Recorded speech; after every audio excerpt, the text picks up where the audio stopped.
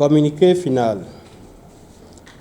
Dans le cadre de la poursuite du dialogue politique entamé depuis juillet 2021, le médiateur de la République a conduit du 25 avril au 4 mai 2022 à l'hôtel Bel Azur de Grand Popo des échanges avec les partis politiques légalement constitués et enregistrés au ministère de l'Intérieur et de la Sécurité publique.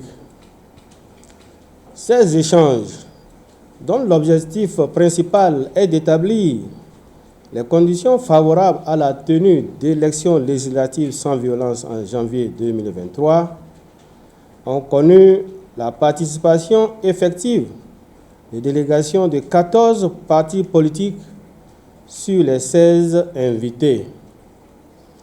Seuls les partis La Flamme renouvelée et Restaurer Espoir n'ont pas effectué de déplacement sur Grand Popo.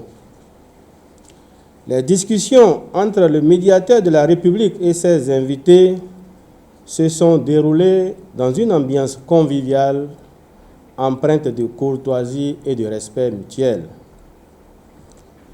Les partis politiques ont salué l'initiative du médiateur de la République qui vient à point nommé avant d'exposer leurs recommandations et suggestions en vue d'un processus électoral apaisé.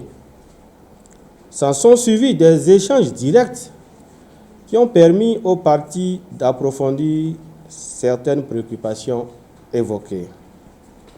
À l'issue des travaux, le médiateur de la République tient à exprimer toute sa gratitude à tous les partis politiques pour leur sens d'écoute et de responsabilité, ainsi que leur engagement pour la paix et la concorde nationale.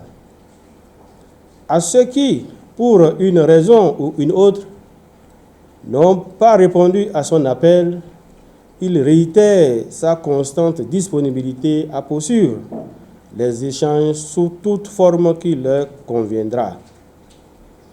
Le médiateur de la République rassure les uns et les autres de son engagement à porter dans les jours à venir les préoccupations et recommandations exprimées sous forme d'un plaidoyer à l'endroit des institutions concernées, conformément à ses prérogatives légales d'une part et d'autre part à la mission spéciale à lui confiée par le chef de l'État. Le médiateur de la République saisit l'occasion pour remercier également les professionnels des médias qui concourent à relayer l'information vers nos concitoyens.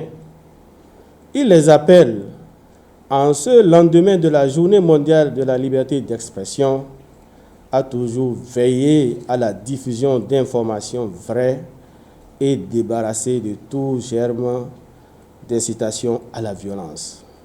Enfin, le médiateur de la République exprime sa reconnaissance à tous les partenaires, notamment l'ambassade du Royaume des Pays-Bas et l'Union européenne, pour leur accompagnement technique et financier à la réussite de cette activité.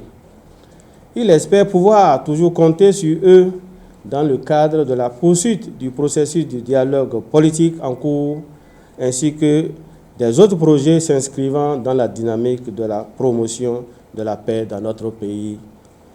Fait à Grand Popo, le 4 mai 2022, le médiateur de la République.